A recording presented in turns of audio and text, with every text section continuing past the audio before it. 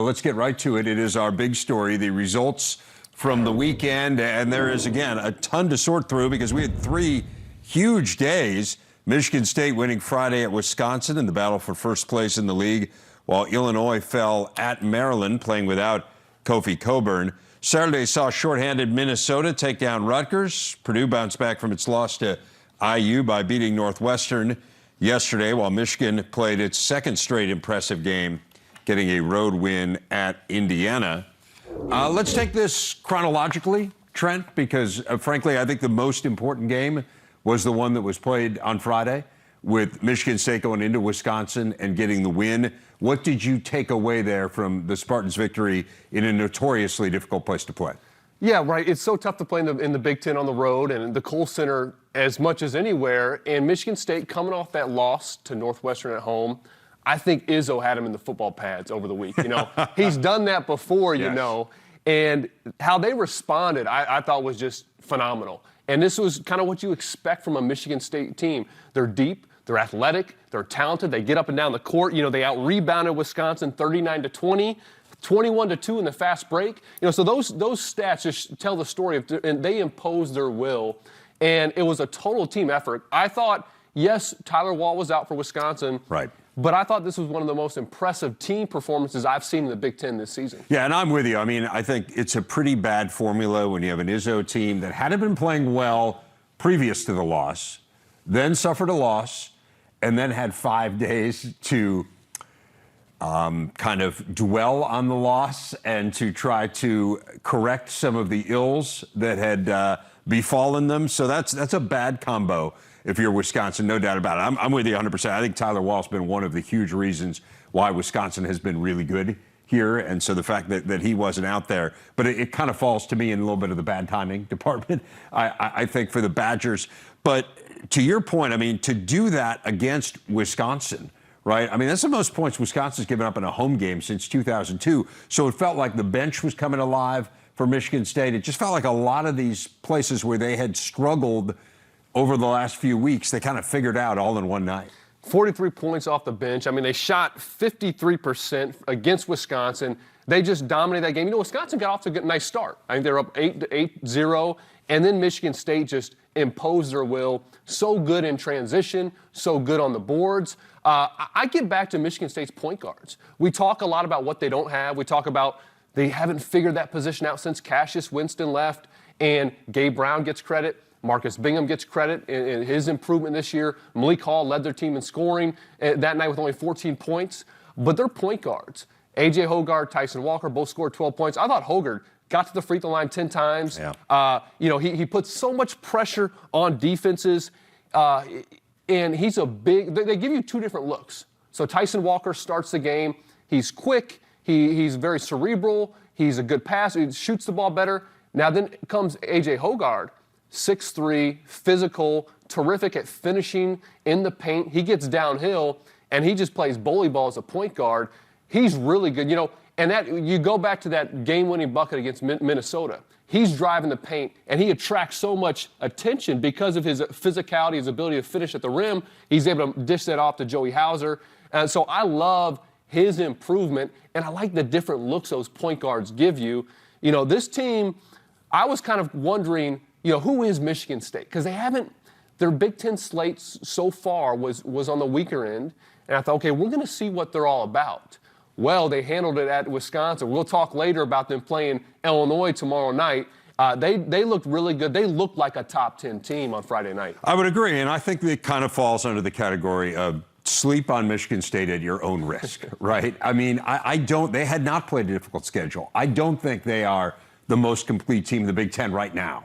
But could they be the most complete team in the Big Ten at the end of the year as Max Christie continues to mature, as they figure out the point guard spot? And because I think it's been up and down. You know, frankly, Bingham barely played at all in the second half against Northwestern. He was clearly in Izzo's doghouse. He has a load of potential, so perhaps he measures up to that as the season goes on and gives them more consistent efforts. But think about this. I mentioned this on Saturday. Izzo's 7th AP top 10 road win by a double-figure margin in his career. The only guys who have more ever, Dean Smith and Coach K. So, again, they know what they're doing, right? I mean, they have a great formula.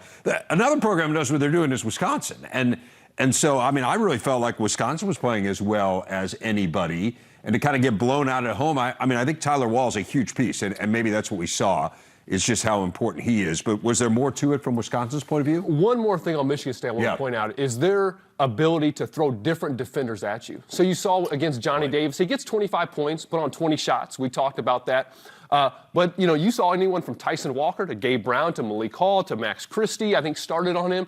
So throwing different bodies at you, rotating. Then on the help side, Matty Sissoko, Marcus Bingham, these bigs can rotate and affect shots. So they can do that on the perimeter, but also on the interior because of their depth. They can kind of wear you down. They can use their fouls, and that's a real benefit that a lot of teams don't have that luxury of their depth. And then on the Wisconsin side, look, I think Wisconsin, despite how well they're playing, they have a smaller margin of error than some of these other teams at the top of the Big Ten. They're not as deep. I don't think they're as offensively as talented, maybe. And then when you take away their third guy in Tyler Wall, that really affects them. Now, I will say, while they have a smaller margin of error as a top 10 or top team in the Big Ten, they make fewer errors. So they typically, their floor is much higher than most, and they're typically they're playing. They play within themselves. They're gonna respond pretty well from this. But I thought Michigan State just overwhelmed them with their athleticism and depth. And you mentioned Michigan State 43 bench points. I think to accentuate your point, Wisconsin had 7 bench points, right? So if Wall's not out there, you don't necessarily have others who can pick up the slack. It's kind of Davis and Davison, and then maybe someone else chips in a little bit. So that's the story in that one. What about Illinois? This game was on Friday also. And let's just start by saying give a ton of credit to Maryland, because I do think this is one of those seasons. I mean, you've lost your coach. You're buried towards the basement of the Big Ten. You're playing an excellent team in Illinois. I think it's kind of easy to just say, man, it's not going to be our night. Now, look, Kofi Cockburn didn't play in the game, and that is a huge loss for Illinois, literally and figuratively. So let's start there. And again, I don't want to bury the Maryland part of it, and I think we should talk about them. But Illinois is the bigger story. And the fact they look so lost without Kofi, how big a concern is that? Well, Illinois might be the biggest, I don't know if it's an enigma, at this point in the season, because they have had such little continuity over the course of the year. They started the season without Kofi Cockburn for a few games. Andre Curbelo at the point really hasn't been a part of their team, and he just is reinserted into the lineup. Had a great game against Purdue, was sick Friday night against Maryland, so take that into consideration. But this is a team that hasn't had the opportunity to develop their chemistry over the course of the season. And while that's affecting them now, I think it makes it difficult. It gives them, I think, the potential to be really dangerous because they can give you some different looks. But this is challenging for the squad because what they've done and where they've had success up to this point is you have Kofi Cockburn in the middle. You got 4 shooters on the perimeter. Alfonso Plummer had a nice game against Maryland. Trent Frazier has had a really good senior season. And that's been really good for them. But I will say, they haven't really beaten anybody. Okay, so they haven't had a big win as of yet. I think I was their only quad 1 win of the season. They almost got one against Purdue. So they haven't shown us that ability to beat a big-time opponent. I definitely think they have the potential to. I think they have as high of a ceiling as anyone in the Big Ten. But so far, they haven't shown that. And I think Dante Scott exposed something for Illinois is they have trouble with a physical, kind of versatile player like Dante Scott. And they're going to see others. They're going to see E.J. Liddell. They're going to see Johnny Davis isn't quite as physical, but another big wing. And Dante Scott goes for 25 points, 9 for 12 from the field. I mean, he kind of had his way. Kofi Cockburn will help that because he's in there affecting shots, but that's not his matchup. So they're playing smaller guys in DeMonte Williams, Jacob Grandison, and that's a little bit of a concern. And then the other is offensively just a flow. If you have Kofi in there, that's a different look. If you have Andre Curbelo in there, that's a different look. How do they gain chemistry during the middle of the season with those different key pieces in the lineup? And they were just murdered inside, and a lot of that, as you say, was penetration by Maryland. Dante Scott, a big part of that, the guards as well. But, 40-16 in the paint. Wahab finally came alive a little bit for Maryland. We haven't seen a whole lot from him this year. But the flip side for Illinois is, we have talked this year about, hey, they have some options. We've seen Omar Payne come in and be really good at times. Coleman Hawkins, we just didn't get that for whatever reason on Friday. And to your point, look, Curbelo's the straw that stirs the drink. They really haven't been able to play with him full time. And then he had an off night, and then we find out afterwards he had a fever over 100, and you know, there was some doubt as to whether or not he would play. So you certainly understand if someone is that sick, why they have a game like he did. But he did not play well by any stretch. And then on the defensive end, yeah, I think that's the point you're really making is, I mean, they gave up like 1.3 points per possession to Maryland, who's hardly an offensive juggernaut, Trent. Yeah, you know, I mentioned that forward position. That's a concern. At the point, too, I thought Fats Russell's quickness really gave them issues and able to get out in transition, get to the bucket. And Kofi Coburn, here's the deal. If you rely on him so much, not just from an offensive production, but the ability to clean up, to just impose his size in the paint, and he's really good at that. But when you go up against a Purdue, he got in foul trouble. When you go up against other teams where he's got to focus more on that matchup, maybe it's Hunter Dickinson. You saw him stretch out, hit some threes. Can this Illinois team, do they have the physicality and the ability to rebound without Kofi Coburn just dominating like he is against some inferior bigs? And again, they have Kofi Coburn, right? So I think you kind of keep coming back to, you better hope that when you get to the games that matter the most at the end of the year, that he's in there, right? I mean, we'll see. His concussion, apparently, I mean, you would hope it's nowhere nearly as long as it took for Curbelo to come back from his concussion. But they're going to need Kofi Coburn to be the best team that they can be down the stretch. And if they don't have him, they won't be great. But I think where you worry a little bit is like the first Maryland game where they were plus 28 with him on the floor and minus 16 with him off the floor. There just can't be that big a drop-off without him. I think that's where it gets really concerning to me. Even in the games he does play in, they're just demonstrably worse without him. And I thought that Purdue game, they lost in double OT. Kofi wasn't that big of a factor. He's in foul trouble most of the game. And so that maybe they can take something from that and say, hey, we can still really compete with some of the best teams without Kofi. But they do have him. And I think I can be a little bit harder on Illinois. Okay, I'm going to lump it also. I wonder why. Yeah. But really it's because I think their ceiling's really high. I agree with you. And we'll get to like who the best team is in the Big Ten a little later. But I've been saying this all along. Like, I think ceiling-wise, them and Purdue, I mean, tough to argue with those two. And that's why, right? So you look at this as it could be a really special year. This could be a Final Four type team with Illinois, and so you want to see them max it out. I don't want to leave this segment without heaping a little praise on Maryland. And we did a little bit with Dante Scott and Fats Russell, but just more kind of the psychology of it, right? You have an interim coach. I mean, kind of who knows what's going on. And to get that win after not playing well here recently over the last month or so, I thought it was really impressive. A team at this point in the season, going through that adversity, interim coach, you can really just slide. You can kind of cash it in. Yep. I think you can get really individualized and just kind of focus on yourself and not be about the team. And so to see them compete like they did, to see Dante Scott improving this season, I thought he started the season really slow. He showcased his ability. I mean, this is a talented guy that's a mismatch problem almost every night out. At the guard position, Eric Ayala didn't have a great night, okay, but Fats Russell I thought was very good. Hakeem Hart was terrific on defense. And, you know, he's making some shots, getting out in transition. So this is a team that I think that has some talent, that has some ability. For them, it's staying positive, it's staying together, it's playing to their strengths, it's noticing who's got the mismatch. That might be Dante Scott, it might be the hot hand of Eric Ayala, but playing together and maintaining that positive, so a positive outlook in the middle of a challenging season.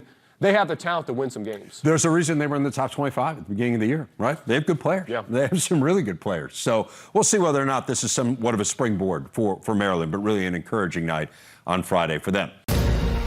Yep. Women's hoops, Ohio State has been red hot. The Buckeyes winning their 6th straight yesterday, going on the road to top Rutgers by 9. Jacy Sheldon leading the way with 32 points. Third time in her last 4 games, she has scored 33 or more points. Her 5th straight scoring 20 or more. Buckeyes are 7-2 in the conference, and Jacy Sheldon is our big interview today. Jacy, this team is really rolling. I think back to New Year's Eve when you guys played Michigan and didn't just lose, you lost big. You have not lost since. What do you think has changed with this team since that game against Michigan? Yeah, I think that game for sure was a wake-up call for us. We kind of got it handed to us, and we used that as motivation. So we're playing really well together as a team. Our chemistry is definitely at a peak. So we just got to keep playing hard, and that's our plan moving forward. For you personally now, 5 straight games scoring 20 or more points. You have been on a real roll. What do you attribute that to? Has something changed here in your game? Recently I've been playing point guard for us we lost Kateri Poole at Northwestern, so that's been kind of a real change for me. I think I have the ball in my hands a little bit more, and I'm able to create for my teammates, which I really enjoy. But I'm also able to take my opportunities when they present themselves. So I think, like I said, we're playing really well right now, and hopefully we can keep that up. Yeah, you mentioned that move to point guard. How big a challenge has that been for you? And of course, Madison Green also injured for this team, so not necessarily the position that you expected to play, but how clearly you've adjusted well in terms of the numbers, but how about kind of mentally and playing a different role on the court? Yeah, we never want to lose anybody. Obviously, losing Madison and Kateri was not something we wanted to see, so we hope they get back here as soon as possible. But I think for me, I'm pretty familiar with the one spot out there, so it's not too much of a change. And I really enjoy getting my teammates involved and, doing everything we can to help us win. So I've enjoyed it.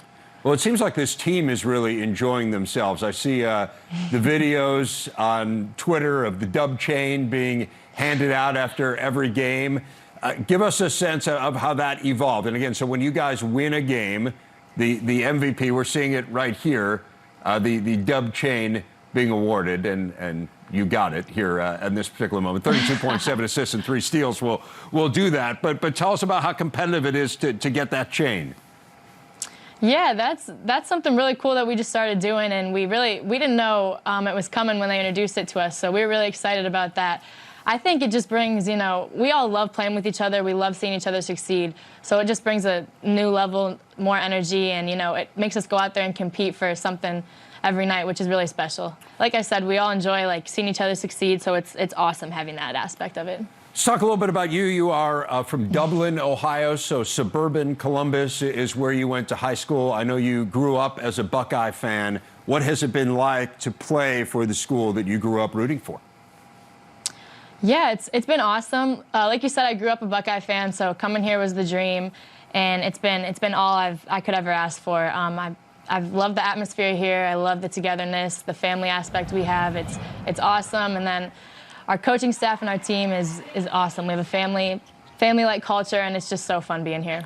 You mentioned the family culture on the team. I know you're really tight with your own biological family as well. And I know your sister Emmy has Down syndrome, and that she really means a lot to you, and being able to play close to home, part of that was to be close to her and to continue that special relationship that you have. Tell me how that has influenced your life. Yeah, Emmy's the coolest person I know. She means so much to me. Seeing her at all my games means the world. My brother actually compared, so she does have Down syndrome, and he compared her having Down syndrome to her having a superpower, and that's pretty awesome because she just has this effect on people. She cheers up, makes you cheer up, puts you in a better mood, and she's everything. She's definitely the coolest person I know, and she's really the most popular person I know too. You mentioned your brother AJ. He is having a phenomenal senior year of high school. He's headed to Ohio U to play next year. How much do you guys compete with each other? You play one-on-one and that kind of thing? Growing up, we played a ton of one-on-one and competed all the time. Now he's a little bit better than me, so I try not to play him as much. But we still play against each other all the time and work out with each other. And I think now that we're older, we like seeing each other succeed, so we appreciate each other's game a lot more. Your dad is a coach. What are the biggest lessons that you learned from him in terms of basketball? Yeah, growing up, he coached all throughout my childhood, so I learned everything about basketball from him, and he's taught me everything I know, has so much to do with my game, and supported me a ton, and he still, gets in the gym with me when I want to, and he's been awesome. I can't thank him enough for everything he's done for me. Is there a particular message of his or a particular lesson of his that you carry with you that has kind of resonated with you? Yeah, I think I'm pretty hard on myself, so I'd get mad when I miss a shot or two when I was younger, and he always told me law of averages. So if you go through a game and maybe miss 10 threes, law of averages that you're going to make your next 10. So that's kind of stuck with me, and whenever I have a bad shooting night, that's kind of what I use. Well, I'd say the law of averages has worked decidedly in your favor this year, no question about it. It's interesting. I think about this team last year, and you certainly had a really good team, but you were banned from the postseason. How much did that act as a motivator, both last year and then heading into this year? Yeah, that motivated us a ton. I think obviously getting that news was disappointing for all of us, but I think we could have taken it two ways, and we took the high route for sure. We kind of decided to control the things we can control, which was getting better and preparing for next season, and that's what we did. So I think looking back on it, I think it helped us a little bit, and we're just excited, as ever for this season. Something else that has helped you quite a bit is Taylor Mikesell coming in. She transferred from Oregon, of course, started her career at Maryland, and is just a phenomenal player. I mean, the two of you in the backcourt are putting up some staggering numbers. What has her addition meant to this team, and then to you personally, to have someone who can score like that as a running mate? Yeah, she since day one, she's fit in perfectly. She's obviously an amazing player and an even better person. So we're so happy she's here now, and she's obviously a great basketball player. She's one of the best shooters I've ever played with, one of the best scorers, and she's awesome to have out there. She really draws. She brings defenders to her, opens up lanes for everybody else, and she does a ton. But like I said, she's an even better person, a great teammate, and we're so happy she's at Ohio State now. Jacy, I want to finish in the same place that I started. We talked about the last loss was to Michigan. The next game is against Michigan coming up here Thursday, right here on the Big Ten Network. What do you need to do to exact revenge? Yeah, I think for us it's all about staying focused mentally and physically and preparation. And, these couple days of practice coming up, we're going to have to be focused the whole time. And like you said, the team up north, they're a great team, but we're for sure excited for this one. It's going to be a big one. Now, I know you do your nails special for every game. Can we see what did you bring last night? Can we see what you had last night? I had pink last night. Yep, okay. I'll have it for Michigan too. Yep. You're going pink. So if you're playing well, do you stick with the same color? That was going to be my question. I don't. I still, when they they get chipped sometimes. So when it's time to take them off, I switch it up. All right. Well, we'll look forward to seeing what you have on Thursday. But more importantly, we'll look forward to watching you play. It has been such a pleasure this year to watch this team and to watch your development and the whole group. Really a great season so far. Keep it up. Good luck. And thanks for spending a few minutes with us. Thank you.